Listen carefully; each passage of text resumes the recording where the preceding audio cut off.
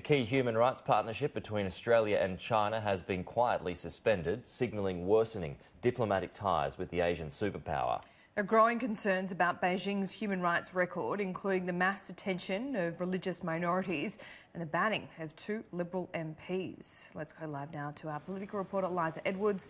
This is a difficult diplomatic ground. Australia has been standing up against China when it comes to human rights abuses. But what does this new suspension signal, Eliza? Yeah, exactly right, Laura. Despite Australia's all-important economic relationship with China, the Foreign Minister hasn't been shy about speaking out against human rights abuses. We saw yesterday an extraordinary leak of 400 pages from the Communist Party detailing the detention of Muslim minorities. And then today we see the suspension of this key human rights program, which has been in place for 20 years, trying to advance human rights reform in China. So perhaps a signal that that relationship is deteriorating further.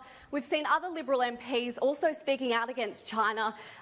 Senators James Paterson and MP Andrew Hastie were banned from entering China, but have rejected calls for them to repent. Senator Paterson says he won't be repenting on the instruction of a foreign power.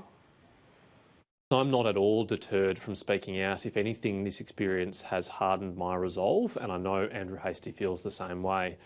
We can't allow anyone to dictate what an Australian parliamentarian can and cannot say, and we can't allow them to pick and choose from among us those who are sympathetic or unsympathetic to the Chinese Communist Party and grant privileges to some and not to others.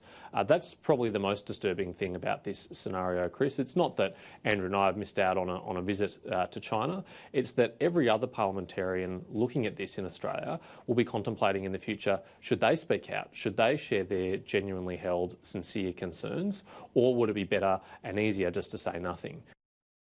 And Eliza, infrastructure will be a key priority for the PM this week, with South Australia the first in line for an extra funding announcement.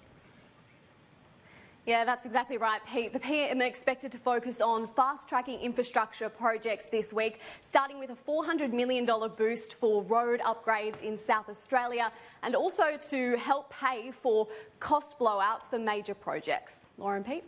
Eliza, thank you.